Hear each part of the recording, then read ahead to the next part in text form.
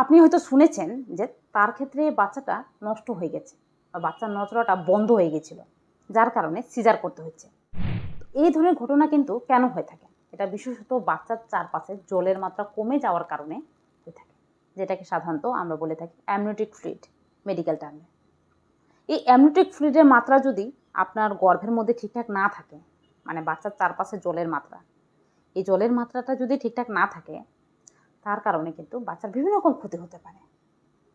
সেক্ষেত্রে এই সময় এই জলের মাত্রাটা কত থাকা প্রয়োজন এবং এই জলের মাত্রাটা কমে গেলে কি করবেন, কোন সময় আপনি অবশ্যই ডাক্তারের পরামর্শ নেবেন। ভিডিওটা শেষ পর্যন্ত দেখুন, আশা করি আপনার জন্য অনেকটা হেল্পফুল হবে।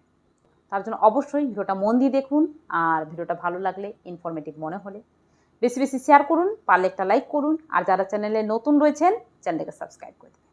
চলুন ভিডিও বেশি। নমস্কার, দেশকোণ পঞ্চুর আরেকটি নতুন ভিডিওতে সকলকে স্বাগত। তো বিশেষত গর্ভাবস্থায় অ্যামনিওটিক ফ্লুইড কি, এটা নিশ্চয়ই প্রথমেই জানালাম যে আপনার গর্ভে যে বাচ্চাটা রয়েছে, এই বাচ্চাটা কিন্তু একটা জলের মধ্যে সবসময় ভাসমান রয়েছে। সে কিন্তু পুরো প্রেগনেন্সিতে এই জলের মধ্যেই নড়াচড়া করে, খাওয়ার খায়, এই জলের মধ্যে বুদবুদে ছাড়ে, খেলা করে, সমস্ত কার্যকলাপ কিন্তু তার এই জলের মধ্যেই হয়ে থাকে, যেটাকে অ্যামনিওটিক ফ্লুইড বলা হয় থাকে মেডিকেল টার্মে।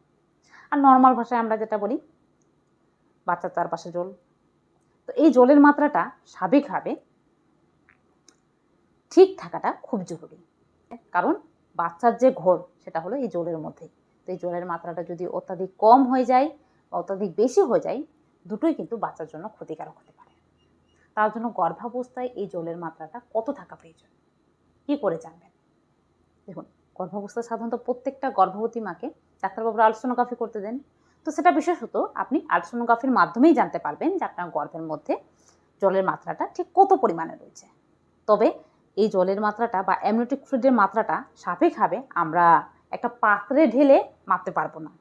এটা বিশেষত আলট্রাসোনোগ্রাফিতে কীভাবে মাপা হয়, এটা বিশেষত সেন্টিমিটার ওয়াইজ মাপা হয়ে থাকে, যে লেন্থটা ঠিক কতটা রয়েছে, এভাবে করে কিন্তু একটা অনুমান ভিত্তিক ধরা হয়ে থাকে।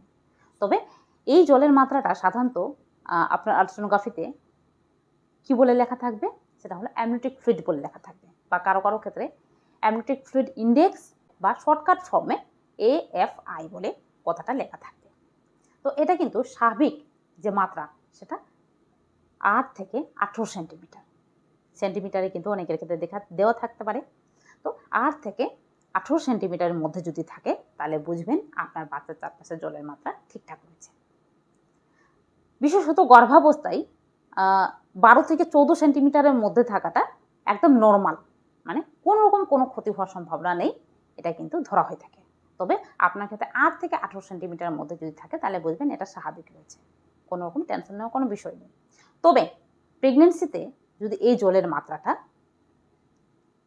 8 সেন্টিমিটারের কম, বলতে গেলে বিশেষত 5 সেন্টিমিটারে যদি কম হয়ে থাকে, তাহলে কিন্তু এটাকে বলা হয় অলিগোহাইড্রোমোনিসিস, বা যেটাকে বলা হয় নর্মালি ভাষায় গর্ভের মধ্যে জলের মাত্রা কম। এই জলের মাত্রাটা কম হলে স্বাভাবিকভাবে বাচ্চার ক্ষেত্রে বিভিন্ন ধরনের সমস্যা হতে পারে, যেটা প্রথমেই বললাম, যেমন বাচ্চার ক্ষেত্রে নড়াচড়াতে সমস্যা হতে পারে, এমনকি বাচ্চা ঠিকঠাকভাবে পুষ্টি সরবরাহের সমস্যা হতে পারে, বা বাচ্চা শ্বাস নিতেও সমস্যা হতে পারে, বিভিন্ন ধরনের সমস্যা কিন্তু হতে পারে। তাছাড়াও আপনার গর্ভের মধ্যে এই জলের মাত্রা যদি অত্যাধিক বেশি থাকে, মানে 24 থেকে 25 সেন্টিমিটারের ঊর্ধ্বে থাকে, তাহলে কিন্তু এটাকে বলা হয় পলিগোহাইড্রোমোনিসিস।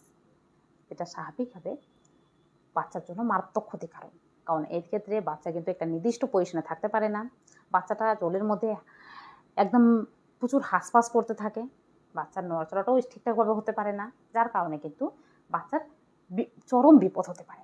কারণ একটা গভীর নদীতে বা সমুদ্রে যদি আমরা ঝাঁপ দিই, সেখানে স্বাভাবিকভাবে আমরা ঠিকঠাকভাবে সাঁতার কাটতে পারবো, সেক্ষেত্রে স্বাভাবিকভাবে এই সময় ডুবে যাওয়ার সম্ভাবনা থাকে। ঠিক তেমনি কিন্তু গর্ভের মধ্যে বা জলের মাত্রা যদি অত্যাধিক থাকে, তাহলে কিন্তু বাচ্চার ক্ষতি হয়ে থাকে। তো এটা বিশেষত আপনি আলট্রাসোনোগ্রাফির মাধ্যমেই খুব ভালোভাবে বুঝতে পারবেন। তবে বিশেষ কিছু লক্ষণ রয়েছে, যেটা দেখেও কিন্তু অনেক সময় বোঝা যেতে পারে। যেমন আপনার ক্ষেত্রে যদি অলিগোহাইড্রোমোনিসিস হয়ে থাকে, তাহলে কিন্তু দেখবেন যে পেটের আকারটা আগে থেকে অনেকটাই কমে গেছে, বা পেটের আকারটা ঠিকঠাকভাবে বৃদ্ধি পাচ্ছে না। পেটের আকারটা ছোটোই রয়েছে, তাহলে কিন্তু বুঝতে পারবেন যে আপনার পেটটা কেন বাড়ছে না। এক্ষেত্রে কিন্তু কোনো রকম সমস্যা রয়েছে, তাহলে কিন্তু আপনি ডাক্তারবাবুর কাছে গেলেই বুঝতে পারবেন যে আপনার ক্ষেত্রে অলিগোহাইড্রোমোলিসিস হয়েছে। দ্বিতীয়ত, আপনার ক্ষেত্রে যদি পলিগোহাইড্রোমোলিসিস হয়ে থাকে, তাহলে কিন্তু অনেক সময় পেটটা ঠিক সময়ের তুলনায় অতিরিক্ত বড় মনে হয়ে থাকে, মানে পেটটা অতিরিক্ত উঁচু বা অনেকটা ফোলা মনে হয়ে থাকে, তাহলে কিন্তু এটা দেখে খুব স্পষ্টভাবে বোঝা যায় যে আপনার ক্ষেত্রে পলিগোহাইড্রোমোলিসিস হয়েছে। তো এটা কিন্তু একটা স্পষ্ট একটা লক্ষণ, যেটা কিন্তু অনেকে অনুমান করতে পারে। তবে জানার একটা সঠিক উপায় হলো আলট্রাসোনোগ্রাফি। তবে আপনি জানতে পারলেন যে এই অলিগোহাইড্রোমোলিসিস হয়েছে বা পলিগোহাইড্রোমোলিসিস হয়েছে, এক্ষেত্রে কী করবেন?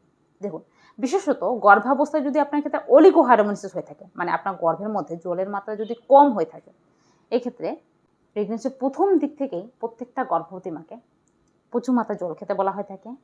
সেক্ষেত্রে প্রচুর মাত্রায় জল খান, সারাদিনে অন্ততপক্ষে 2.5 থেকে 3 লিটার জল খান। তার সঙ্গে সঙ্গে লিকুইড জাতীয় কিছু খাবার, যেমন ডাবের জল, বিভিন্ন রকম ফলের রস, তার সঙ্গে সঙ্গে লেবু জল, ওআরএস, এগুলো কিন্তু খেতে থাকতে হবে। বিশেষত ডাবের জলে কিন্তু প্রচুর পরিমাণে ইলেকট্রোলাইটস রয়েছে। এই ইলেকট্রোলাইটস কিন্তু আপনার বাচ্চার চারপাশে জলের মাত্রাটাকে ব্যালেন্স করে রাখতে সাহায্য করে থাকে। তার জন্য গর্ভাবস্থায় আপনি যদি বাচ্চার চারপাশে জলের মাত্রা ঠিকঠাক রাখতে চান, তার জন্য কিন্তু আপনাকে এই ডাবের জল, বিভিন্ন রকম ফলের রস কিন্তু খাওয়াটা খুব জরুরি। তার সঙ্গে সঙ্গে যেটা বলবো যে ঠিকঠাকভাবে বিশ্রাম নেওয়াটা। গর্ভাবস্থায় অনেকে রয়েছেন যারা ঠিকঠাকভাবে বিশ্রাম নেন না, বিশেষত দুপুরবেলার দিকে। অনেকে ডিউটি করে থাকেন বা বিভিন্ন কারণে হয়তো ঠিকঠাকভাবে রেস্ট নিতে পারেন না, বাড়িকার কাজ হোক বা কোনোরকম ডিউটি হোক। সেক্ষেত্রে এই সময় ঠিকঠাকভাবে রেস্ট না নিলেও প্রেগনেন্সিতে আপনার ক্ষেত্রে জলের মাত্রা কমে যেতে পারে। তো অবশ্যই এই সময় ঠিকঠাকভাবে রেস্ট নিন, বাচ্চাকে ঠিকঠাকভাবে রেস্ট নিতে দিন। কারণ এমনিটিক যে ফ্লুইডটা, সেটা শুধুমাত্র আপনার শরীরে থাকা জল থেকে তৈরি হয় না, এটা বিশেষত বাচ্চার যে ইউরিন রয়েছে এটা থেকেও কিন্তু তৈরি হয়ে থাকে। বাচ্চার মুখ থেকে যে লালারস বেরোয় সেটা থেকেও কিন্তু তৈরি হয়ে থাকে। তো অবশ্যই এই সময় এই জলের মাত্রাটা ঠিকঠাক রাখার জন্য আপনাকে রেস্টে থাকতে হবে, বাচ্চাকে একটু রেস্ট দিতে হবে এবং হেলদি খাবার খেতে হবে। এটা মনে রাখবেন, হেলদি খাবার খান, রেস্টে থাকুন এবং অবশ্যই গর্ভাবস্থায় বাম পাশ ফিরে ঘুমাবেন। বাম পাশ ফিরে ঘুমালে বাচ্চার শরীর রক্ত সঞ্চালন ভালো হয় এবং এই জলের মাত্রাটাও ব্যালেন্স হয়ে থাকে, এটা মনে রাখবেন। আচ্ছা, যদি পলিগোহাইড্রোমোলিসিস হয়ে থাকে, গর্ভাবস্থায় যদি আপনার বাচ্চার চারপাশে জলের মাত্রা অত্যাধিক হয়ে থাকে, সেক্ষেত্রে কী করবেন? দেখুন, এই বিষয়ে মূলত তেমন কিছু রয়েছে আমার মনে হয় না। এই বিষয়ে মূলত আপনি ডাক্তারবাবুর পরামর্শ নিন। বিশেষত গর্ভাবস্থার শেষের দিকে যদি আপনার ক্ষেত্রে অলিগোহাইড্রোমোলিসিস বা পলিগোহাইড্রোমোলিসিস হয়ে থাকে, কারণ বেশিরভাগ জনের ক্ষেত্রে প্রেগনেন্সি 8 এবং 9 নম্বর মাসেই অলিগোহাইড্রোমোলিসিস বা পলিগোহাইড্রোমোলিসিস হয়ে থাকে। বিশেষত অলিগোহাইড্রোমোলিসিসটাই বেশি হয়ে থাকে, মানে বাচ্চার চারপাশে জলের মাত্রাটা অত্যাধিক কমে গেছে। এটা কিন্তু অনেকের ক্ষেত্রে হয়ে থাকে। আর এটা বিশেষত প্রেগনেন্সি গ্রীষ্মকাল যাদের ক্ষেত্রে রয়েছে, মানে গ্রীষ্মকালে যাদের ক্ষেত্রে প্রেগনেন্সি রয়েছে তাদের ক্ষেত্রে বেশি হয়ে থাকে, কারণ গ্রীষ্মকালে পানির চাহিদাটা বেশি রয়েছে। তো এটা কিন্তু বিশেষত গ্রীষ্মকালেই অনেকের ক্ষেত্রে হয়ে থাকে। তার জন্য এই সময় যাদের ক্ষেত্রে প্রেগনেন্সির শেষের দিকে অলিগোহাইড্রোমোলিসিস বা বাচ্চার চারপাশে জলের মাত্রা অত্যাধিক কম হয়ে থাকে, তারা কিন্তু অবশ্যই ডাক্তারবাবুর পরামর্শ নেবেন। কারণ এই সময় বাচ্চার চারপাশে জলের মাত্রা কমে যাওয়া মানে স্বাভাবিকভাবে আপনার বাচ্চার নড়াচড়াতে সমস্যা হওয়া, বাচ্চা ঠিকঠাকভাবে পুষ্টি না পাওয়া, সেক্ষেত্রে বাচ্চার ওজন কমে যাওয়া এবং বাচ্চার যে ফুসফুসের যে গঠন, লাংসের যে গঠন, সেটা কিন্তু ঠিকঠাকভাবে হতে পারে না, যার কারণে বাচ্চা কিন্তু ঠিকঠাকভাবে শ্বাস নিতে পারে না, ডেলিভারির পরে এই ধরনের সমস্যা হতে পারে। তার জন্য প্রেগনেন্সির শেষের দিকে কোনো কারণবশত যদি আপনার ক্ষেত্রে বাচ্চার চারপাশে জলের মাত্রা কমে যায়, শিগগিরই আপনি ডাক্তারের পরামর্শ নেবেন। কারণ এই সময় অনেকে মনে করেন যে বাড়িতে হয়তো ঠিকঠাকভাবে জল খেলে বা ঠিকঠাকভাবে খাবার খেলে ঠিক হয়ে যাবে। দেখুন, সবসময় কিন্তু ঠিকঠাকভাবে জল খেলে হয় না।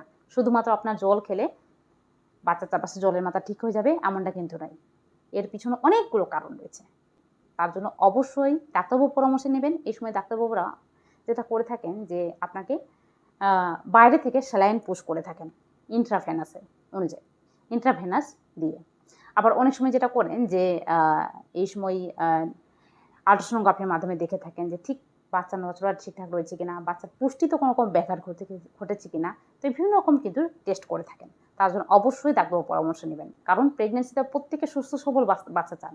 তার জন্য এই সময় যদি দেখেন যে কোনো কারণবশত বাচ্চার চারপাশে জলের মাত্রা কমে গেছে, সেক্ষেত্রে দেরি না করে ডাক্তারের কাছে যাবেন। তো এই জিনিসগুলো মনে রাখুন। তবে চিন্তায় পড়বেন না, কারণ প্রেগনেন্সির শেষের দিকে যদি আপনার ক্ষেত্রে কোনো কারণবশত বাচ্চার চারপাশে জলের মাত্রা কমে যায়, বিশেষত 37 সপ্তাহের পরে, তাহলে কিন্তু অনেক সময় ডাক্তারবাবুরা সিজার দিয়ে বাচ্চাকে বাইরে বের করে দেন। এক্ষেত্রে বাচ্চাকে বাইরে থেকে পুষ্টি দেওয়া হয়ে থাকে, বাইরে থেকে যাবতীয় কার্যকলাপ করা হয়ে থাকে। কারণ অনেক সময় যেটা হয় যে প্রেগনেন্সি 37-38 সপ্তাহে জলের মাত্রাটা ঠিকঠাক থাকে, কিন্তু প্রেগনেন্সি 40 সপ্তাহের পরে এই জলের মাত্রাটা কমতে শুরু করে। যার জন্য যাদের ক্ষেত্রে প্রেগনেন্সি ডেলিভারি ডেট পেরিয়ে যায় তাদের ক্ষেত্রে কিন্তু অনেক সময় ডাক্তারবাবুরা সিজার করতে বলে, কারণ এই বাচ্চার চারপাশে জলের মাত্রাটা অনেকের ক্ষেত্রে অনেকটাই কমে যায়। তার জন্য এই বিশেষ জিনিসটা খেয়াল রাখবেন, যাদের ক্ষেত্রে ডেলিভারি ডেট পেরিয়ে যায় তারা কিন্তু অবশ্যই ডাক্তারবাবুর পরামর্শ অনুযায়ী থাকবেন। কারণ অনেক সময় অনেকের ক্ষেত্রে বাচ্চা পেটের মধ্যে পটি করে দেওয়া, বাচ্চা নড়াচড়া বন্ধ হয়ে যাওয়া, বাচ্চা গর্ভের মধ্যে নষ্ট হয়ে গেছে, বুঝতে পারছেন না, এই জিনিসগুলো কিন্তু হয়ে থাকে। তো অবশ্যই এই জিনিসগুলো মনে রাখবেন। আজকের ভিডিওতে কতটা বোঝাতে পারলাম সেটা বুঝতে পারছি না, তবে আশা করি কিছুটা হলেও আপনাদের এই বিষয়ে ধারণা দিতে পেরেছি। চলুন আজকে ভিডিওটা এই পর্যন্ত। তবে এই বিষয়ে আর কি কি প্রশ্ন রয়েছে কমেন্ট বক্সে জানাবেন। চলুন আজকের জন্য টাটা। সবাই ভালো থাকবেন, সুস্থ থাকবেন, আর প্রেগনেন্সিতে হেলদি থাকুন, সাবধানে থাকুন আর সুস্থ থাকুন, যাতে বাচ্চা সুস্থ সবলভাবে পৃথিবীতে আসে। চলুন টাটা।